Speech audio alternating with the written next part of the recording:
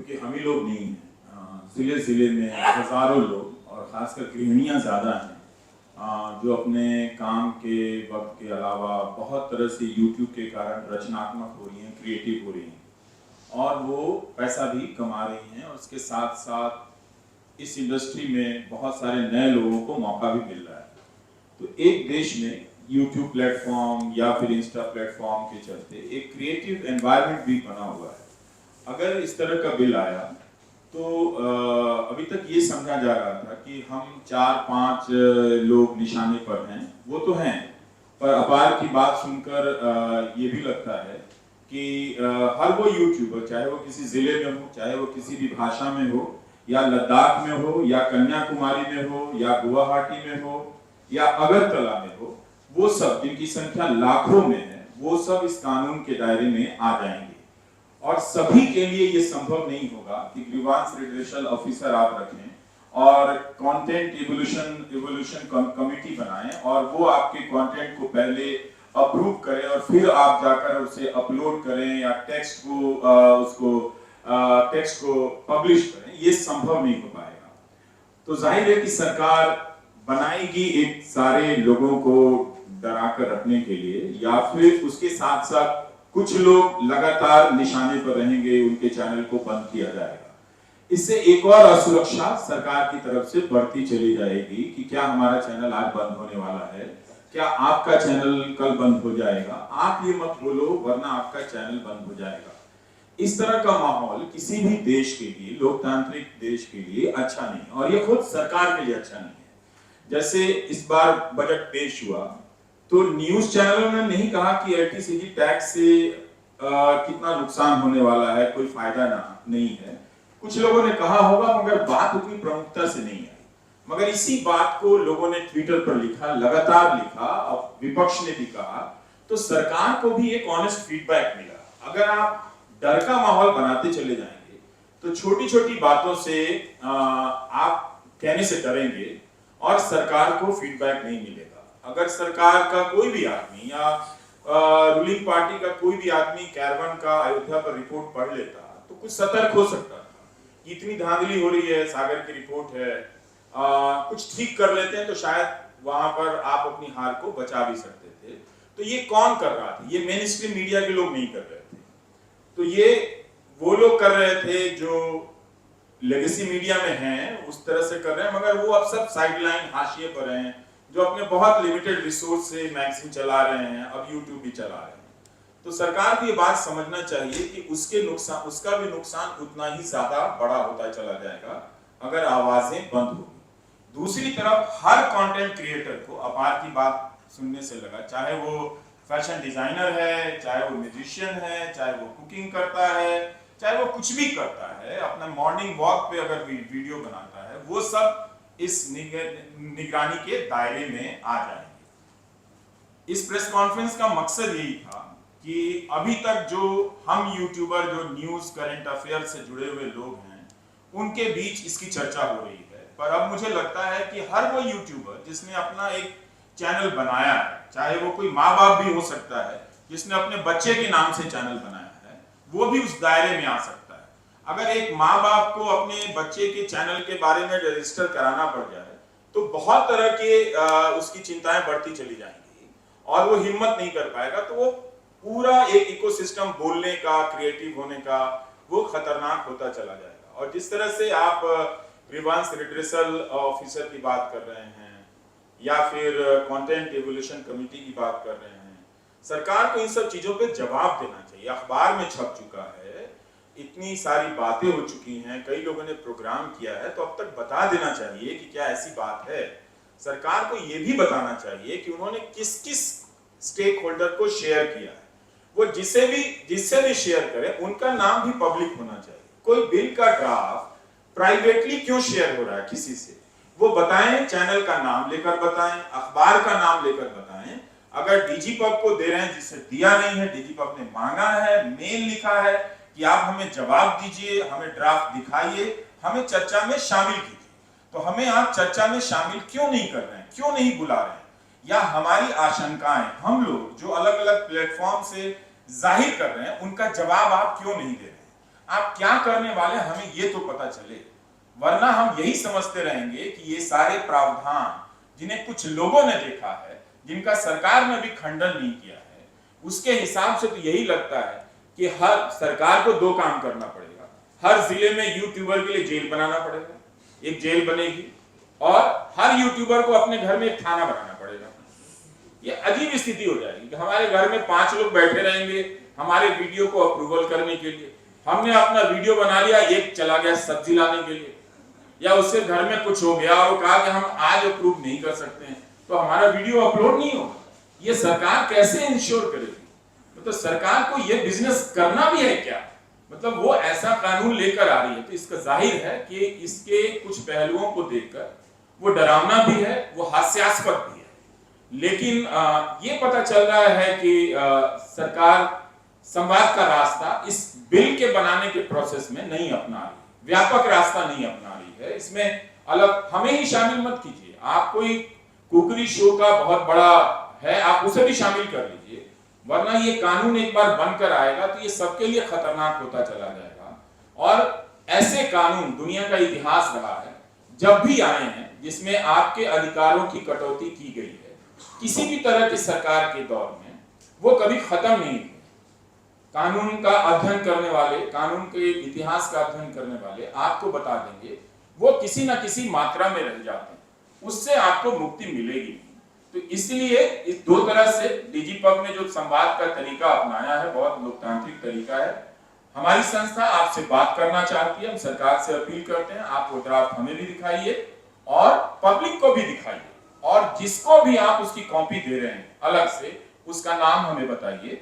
और जो लाखों यूट्यूबर हैं उन सबको अपनी अपने पॉलिटिकल बायसेस को छोड़ के या जो भी कर रहे हो, इस बिल की तरफ उनका ध्यान आना चाहिए, वरना ये एक वैकल्पिक रोजगार का साधन बना था। हम जैसे लोग, जिसे अब कोई मेन स्ट्रीम मीडिया जॉब नहीं दे सकता है, और हमारे साथ 7-8 लोग भारत की बेरोजगारी जो सरकार नहीं दूर कर पा रही है, थोड़ी थोड़ी मात्रा में हम लोग दूर कर रहे हैं। जो काम प्रधानमंत्री से नहीं हो पा रहा वो काम हम कर दे रहे हैं अपने छोटे से लेवल पे। अगर आप हमें बंद करने का रास्ता खोज रहे हैं तो मुझे लगता है कि अंत में आप अपने ही बंद हो जाने का रास्ता बनाते चले जा रहे हैं। ये अच्छा नहीं है। इसमें विपक्षी दलों को भी आना चाहिए, उन्हें भी गंभीरता से लेना चाहिए, उन्हें भी सरकार से, मंत्रालय से कमेटी बनाकर, शैडो कैबिनेट बनाकर संवाद करने की अपील करनी चाहिए, मांग करनी चाहिए। वरना अगर ये कानून किसी भी रूप में पास होता है, जैसा अभी तक हम लोग पढ़ रहे हैं, और सरकार कोई जवाब नहीं देती है, तो ये आशंकाएं भी बनी रहती। भले वो सरकार इस सत्र में ड्राफ्ट पेश ना करे संसद में, या शीतकालीन सत्र में ना करे, मगर उसके बाद भी करे, लेकिन इतने दिनों तक इस तरह की आशंकाओं में रहना ये अपने आप में यातना है। बहुत सारे लोग अपना विस्तार नहीं कर पाएंगे, बहुत सारे लोग जो एक दूसरे के साथ एक्सपेंशन करना चाहते हैं, इसमें बहुत सारे जॉब अपॉर्चुनिटीज बढ़ सकती है, ये सारी संभावनाएं खत्म होती जा रही। आखिरी बात एक ही कहना है कि ये जो लेगेसी मीडिया है, जो पहले से चला आ रहा है, वो क्यों शांत है? क्या वो अपनी आजादी, क्या वो इन बातों के लिए आशंकित नहीं है? क्या वो हमारे लिए चिंतित नहीं है कि अगर वो इस दायरे में, इस खित्ते में अगर आवाज दबा दी जाएगी, एवोल्यूशन कमेटी थाना खोल देंगे हर घर में, हम कहाँ बिठाएंगे? अपने बैठने के लिए तो जगह नहीं है, उन 5 लोगों को कहाँ बिठाएंगे हम बताइए? और वो अलग अलग शहर ऑनलाइन में रहेंगे तो कोई कहेगा आंधी में मेरा पोल गिर गया है, अभी तार नहीं है, तो आपका वीडियो 4 दिन बाद होगा, वो बीमार पड़ जाएंगे 5 दिन बाद होगा, फिर वो कहेंगे आप मत आलोचना कीजिए, आप पर FIR होगी, हम भी जेल चले जाएंगे, छापे हमारे घर भी पड़ेंगे। तो इस तरह से ओपन एंडेड नहीं रखना चाहिए। सरकार को बातचीत के टेबल पर आना चाहिए। Ravish, that brings us to a very basic question. एक डेमोक्रेसी में सरकार का मीडिया पे किस हद तक रेगुलेशन होना चाहिए? मतलब रेगुलेशन पर से इन अ डेमोक्रेसी, इंडिपेंडेंट मीडिया पे, और ये सवाल मेरा आप सबसे है कि रेगुलेशन क्या सेल्फ रेगुलेशन काफी नहीं है एक डेमोक्रेसी में? जो न्यूज चैनल हैं उनके लिए सेल्फ रेगुलेशन की व्यवस्था तो है, पर आप उनकी भाषा देख लीजिए, उनका कंटेंट देख लीजिए। खुद सरकार को ही लिखना पड़ा था कि रूस के खिलाफ वो न्यूक्लियर बटन दबाने वाला एक चैनल बना देता था कि आज वो दबा देगा न्यूक्लियर बटन, तो सरकार को ही नोटिस देना पड़ा था। लेकिन फिर भी उस एनबीएसए से एक प्रक्रिया होती है कि उनको दंडित किया जाता है, वो सेल्फ हो जाता है। लेकिन अगर हम न्यूज चैनल नहीं है, हमें ये समझना पड़ेगा कि हम जो ब्रॉडकास्टर आप हमें कहना चाहते हैं, आप कुछ भी कह लीजिए, आप फिर तो अंत में तो आप अपने न्यूज चैनल से हमें ट्रेटर ही कहने वाले हैं। जो आप कुछ भी आप ऑफिशियल नाम बनाते हैं, आप ट्रेटर ही कहने वाले हैं। बात यह है कि आप हमारे चीजों से आप दूर रहिए, आप हमें रेगुलेट करने का कोशिश मत कीजिए। हमें पता है कि क्या गलत है क्या सही है, और इस वक्त हम जानते हैं कि बहुत सारे कानून हैं, अगर हम उन दायरों को तोड़ेंगे तो उसकी सजा हमारे लिए भी उपलब्ध है। तो हम वैसे भी अपने कहने में सतर्क रहते हैं, लेकिन हमारी आलोचना को, हमारी क्रिएटिविटी को, हमारे सटायर को अगर आप कंट्रोल करेंगे कि ये सरकार के खिलाफ है, ये इसके खिलाफ क्यों नहीं है, इसमें सरकार को नहीं पड़ना चाहिए, इसमें सरकार को अपना दूसरा काम करना चाहिए। इतने बड़े इकोसिस्टम में, यूट्यूब में लाखों लोग इस वक्त अपना चैनल बना रहे हैं, अपने भविष्य का रास्ता देख रहे हैं। उनके भीतर अगर आप असुरक्षा पैदा कर रहे हैं किसी भी तरीके से, तो मुझे नहीं लगता कि आप देश की चिंता को लेकर या सीमाओं की सुरक्षा को लेकर गाजियाबाद में बैठे हुए एक यूट्यूबर को आप कंट्रोल करना चाहते हैं। आपकी चिंता कुछ और है। आपने गोदी मीडिया के जरिए कंट्रोल करके देख लिया, उसका कोई रिजल्ट नहीं निकला। अब आप चाहते हैं कि दर्शकों ने एक नया मीडियम खोजा देखने के लिए, वो देखना चाहता है भारत का दर्शक, तो वो आप उसको कंट्रोल करना चाहते हैं। तो आप कंट्रोल मत कीजिए, बल्कि गोदी मीडिया से भी कहिए कि तुम भाई 80 इंटरव्यू दिया है आपको, आप आते हैं इंटरव्यू करने के लिए, ढंग से सवाल तो पूछ लीजिए ताकि हमारी भी इज्जत रहे और आपकी भी इज्जत रहे। उन्होंने तो कोई सवाल किया नहीं 80 इंटरव्यू में। तो कंपटीशन, गोदी मीडिया को किसने रोका है कि आप अपनी विश्वसनीयता हासिल करने के लिए अच्छे कंटेंट बनाइए। आप हमसे भी, आपके पास तो हजारों टैलेंटेड लोग हैं, इक्विपमेंट्स हैं, मशीनरी है, आप हमसे बहुत फास्ट बना सकते हैं। तो कंटेंट का कंपटीशन हो, ऐसा माहौल बनाना चाहिए सरकार अच्छा को। सवाल है, किसने रोका है? अच्छा सवाल। वो कह ही नहीं सकते। तो इसलिए सरकार को कम से कम इसमें जनता का बहुत बड़ा लॉस होने जा रहा है, क्रिएटर का ही नहीं। हमने अभी उस पहलू पे बात नहीं की है, विपक्ष की आवाज खत्म हो जाएगी, और दूसरा पहलू जो भी है, दूसरा स्टाइल जो भी है, वो देखने का उसका अधिकार छिन जाएगा। तो एक तरह से आप जनता से ये कह रहे हैं कि हम इन लोगों को बंद कर देंगे, लेकिन हम गोदी मीडिया का कंटेंट और खराब होने देंगे, और आपको यही देखना पड़ेगा। तो अंत में जो मुझे समझ में आता है कि ये बात 100 या 10 नाम, अजीत अंजुम, अभिसार या आकाश या इन नामों को बंद करने, ध्रुव राठी, इन नामों को बंद करने की बात नहीं है। मुझे लगता है कि वो लाखों दर्शक, करोड़ों दर्शक जो हैं, जिन्होंने गोदी मीडिया को नकार दिया है, ये उनको सजा दी जा रही है, और उनको एक तरह से ये इंफॉर्मेशन का, एक तरह से जो कंट्रोल्ड इंफॉर्मेशन है, उसका स्लेव बनाया जा रहा है। तो जो भी ऑन टेबल दिख रहा है इस वक्त, वो बहुत ही डरावना और हंसने वाली बात भी है कि सरकार ऐसा क्यों सोच रही है, और वो भी 10 साल के बाद जब सरकार ने इतना सब कुछ देख लिया है, तो उसको ये सब नहीं सोचना चाहिए। अपनी उदारता को थोड़ा मौका देना चाहिए कि क्या वो अब उदार होकर भी देख सकती है, क्योंकि उस गोदी मीडिया के चलते ही सरकार का ज्यादा नुकसान है। जो भी नुकसान हो उस गोदी मीडिया के चलते, क्योंकि कुछ भी चलता जनता को विश्वास नहीं होता। तो इसका हम क्या करें?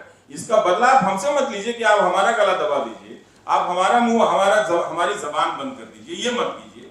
उनको जरा कहिए कि भाई आप पत्रकारिता कर लीजिए, ये मत कीजिए। जैसा कल एक चैनल के एंकर को उसी चैनल के ट्विटर हैंडल से कहा गया कि हम अपने एंकर से सहमत नहीं हैं, तो ये प्रक्रिया थोड़ी और व्यापक होनी चाहिए कि एंकर भी कहे कि हम अपने चैनल के गाइडलाइन से सहमत नहीं है, हम अजीत अंजुम के प्रोग्राम से सहमत हैं। तो फिर बात थोड़ा डेमोक्रेटाइज होती है, फिर पत्रकारिता भी बेहतर होती है। कहीं भी अगर पत्रकारिता बेहतर नहीं होगी, वो समाज कभी अच्छा हो ही नहीं सकता, हम हमेशा अंधेरे में रहेंगे। इसी विश्वसनीयता के कारण तो विनेश फोगाट के मामले में इतने सारे डाउट्स हो रहे हैं। आप बहुत सारे ओलंपिक्स के नियम समझा दीजिए, सब कुछ समझा दीजिए, पब्लिक समझ भी जा रही है कि हाँ, वहां नियम सबके लिए बराबर होता है, कोई भेदभाव नहीं होता है। लेकिन ऐसा ये इन्हीं लोगों के कारण है, क्योंकि इन लोगों ने कभी भी, जो हमारी महिला पहलवान है, उन पे जिन पे आरोप लगाए, कभी उनसे ठीक से सवाल नहीं पूछा। अगर पूछा होता तो दर्शक के मन में एक भरोसा होता कि ठीक है, ये मीडिया है, ये पूछ रहा है। अगर वो भी ना हो, ये भी ना हो, तो उसके जीवन में ज्यादा अंधेरा पड़ जाएगा। और वो लाखों करोड़ों लोग जिन्होंने मुश्किल से इस गोदी मीडिया के जाल से अपने आप को मुक्त किया है। सरकार उन्हें मछली समझ रही है कि हम लोगों की जुबान बंद करके उन पे जाल फेंक के उनको पकड़ के वापस गोदी मीडिया के टेबल पे पहुंचा देंगे और उन्हें मजबूरी में देखना पड़ेगा। मुझे नहीं लगता कि जिन दर्शकों ने बहुत मेहनत से गोदी मीडिया को छोड़ा है अब वो अपनी अपनी इस तरह की गुलामी को पसंद करेंगे। वो भी अब सरकार से कहेंगे कि आप जो कर रहे हैं गलत कर रहे हैं और आपको इन 4-5 लोगों से ऐसी क्या दिक्कत है।